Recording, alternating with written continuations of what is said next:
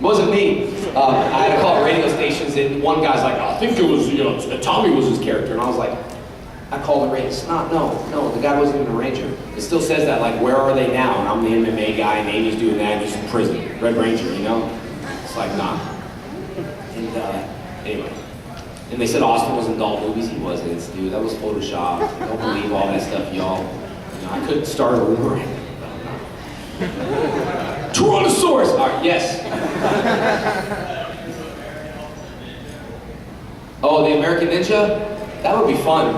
I looked into it a little bit, but didn't Ernie Reyes have something to do with American Ninja? Ernie Reyes Jr., he was the turtle. Yeah. I used to know all those guys. Larry Lamb, who was a turtle. He used to be like signing all these autographs at tournaments. I used to be like, that's so cool, man. I hope one day I can sign autographs at a tournament, you know? Everyone's like, ooh, Larry Lamb and Ernie Reyes Jr. and stuff like that. I auditioned. I never told anybody this either. There was a show called Sidekicks that Ernie Reyes Jr. did. It was a long time ago called Sidekicks. I don't know if anybody remembers, like, that's super old. But I auditioned for that show when I was like 12 or 13. They just lined up all the karate people and we did a few things and that was it. I never got it. Too bad, suckers. But anyway, I remember auditioning and I was like really into acting. I just wanted to do it, you know. I did interviews when I was a kid. My grandpa, like, here we are, my grandpa's birthday. And, it was just in my, I guess, blood. And I was a drama kid. I mean, I'm not gonna lie, I was drama, you know. I was the kid running around. Being drama, crying under the table. Star Wars. Yes.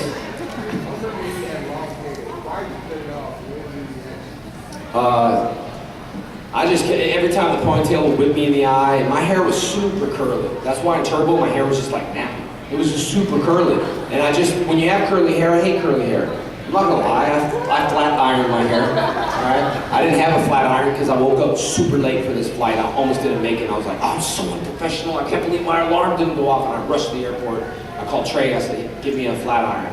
He's like, what? So he went to the store. Of course, it makes a big deal out of it. He should just got one and told the girl, that's not my flat iron, just by the way. One of my friends need one. And, but I had super curly hair, and then Turbo, I was like, forget it. I'm tired of getting called in at 4 in the morning and doing my hair and makeup before Amy Jo Johnson, who's always late on set. You know what I mean? So I just cut it. But when I cut it, I was thinking, man, I wonder who cut Lorenzo Lamas' hair. You know what I mean? Like, it was a big deal to cut my hair. So I went around and tried to figure out who would get my hair. David Drew was this guy's name in Beverly Hills. It was $100 for a haircut. I cut my own hair, by the way. Every year, every day, I cut my own hair because it's not hard to cut. Everyone's like, my wife's like, I do. The back of it, I just cut it because that's what he did. And he was like, cut my hair, and I was like, dang, $100, it looks weird. Felt naked without a ponytail, you know what I mean? Felt like when you walk in the store, everyone's looking at you and you just want to be like, what? They're like, nothing, man. And be like, what's wrong with you? Nothing, man. What are you looking at? But anyway, we got a couple more minutes for a couple more answers. I'm gonna be at my table most of the day. I'll arrive back there at 1:30. And then I know there's a photo walk today, I think 2:30, we'll figure out where that's at. I don't have a Q&A tomorrow, but I do say that if you all have questions on Facebook, you can get back. I just said y'all from Texas, she's terrible. Which my wife taught me a lot of these words. She always say, do you all say I'm fixing to do something?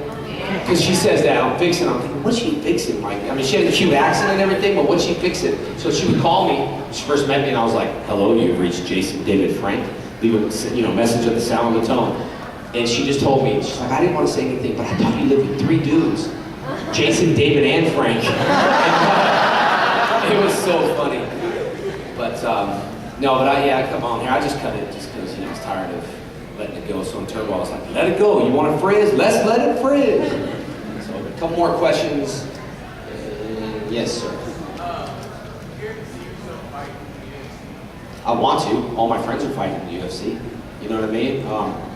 Herschel Walker, he was 47 in phenomenal shape. Brandon Couture is still a champion at 44. I think age is just in your head. Now, what happens is, because George Foreman is a friend of mine, and Patrick, who fights, knows George. And George told me, like, when he started, he was fresh. He didn't have all these amateur fights, which slows you down, and, you start getting hit in the head all the time. And so I don't have tons of fights. I'm gonna have like 7 fights. Yes, I've sparred hard. Yes, I've beat up Jose Canseco. You can Google that. Jason David Frank fights Jose Canseco because he was a punk. There's things before I was doing what I was doing. But I'd love to. It's just where my life is going to take me right now. I enjoy meeting the people. I'm overly booked. My word is gold. I don't have a lot of contracts with any promoters. I can leave anytime I want, but I don't, because I believe that your word is golden. You can't buy that back. You know what I mean? Money can buy anything, but money can't buy trust. And once you break your word, I've showed up at shows before. I don't even tell people in Austin. People know I was sick. I broke out with hives. I was allergic to penicillin. I would not let that interview go.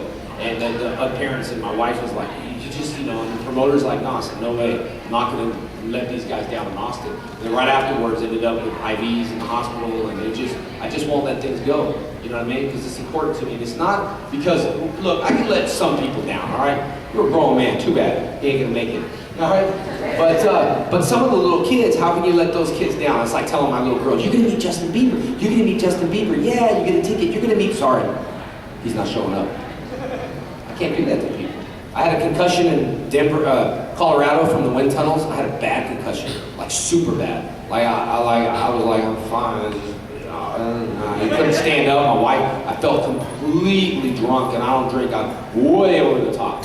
My wife took me to the hospital. The guy's like, stand on one foot. My equilibrium was off. I had a VIP that night with a 7-year-old little kid. So I couldn't, I was like Teddy. Everything's fine. When Ted fell off the building in the movie Ted. And he was like, I'm fine.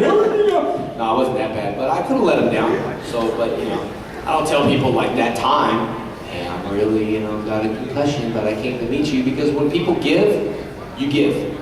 Like, anonymous.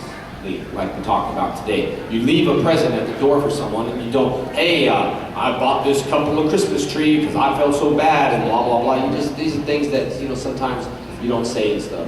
When you give, you give. It makes you feel good. Who cares? I give a lot of things out at tables and with people. I don't do it for any other reason. I just do it because they're there. Some people don't have money, man. They come and they want to meet you. It's just too bad. I'm not going to be like, too bad. Just meet you and greet you, and, It's easier to do that than tell people, unfortunately, I'm not allowed. Unfortunately, by the time you've done that, you could have signed, took a picture, and the guy would have gone. Been happy about it, So anyway, I know that there's got some other stuff going on in the room, and I know it's an hour Q&A. I love talking, so I'd love talking to my fans. So if you need to get back or post anything, you can post on Facebook. If you have any videos of the Q&A, I'd love for you guys to post on it, then I'll repost it. I just want you guys to have a good time here at FandomFest. Meet the people you want to meet, have fun, be careful, find the places. I'll be down there signing. I'm going to take a quick little break. I noticed you guys were eating. I do want to ask you, did you find something in your food? Because you looked weird at it. Thank you. Yes, thank you. An apple and a Big Bar. Awesome.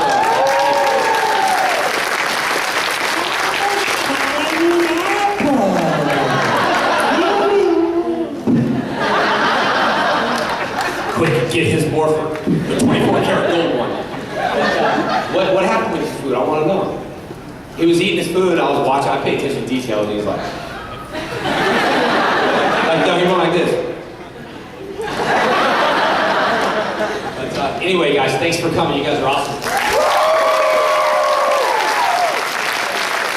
Again, guys, we'll be back at this table at 1:30. If you guys got time to get over there, we know it's a long walk. Feel free to just fill up the line, come hang out, meet them. You don't have to buy some, but if you do, we got some really cool pictures and posters and t-shirts.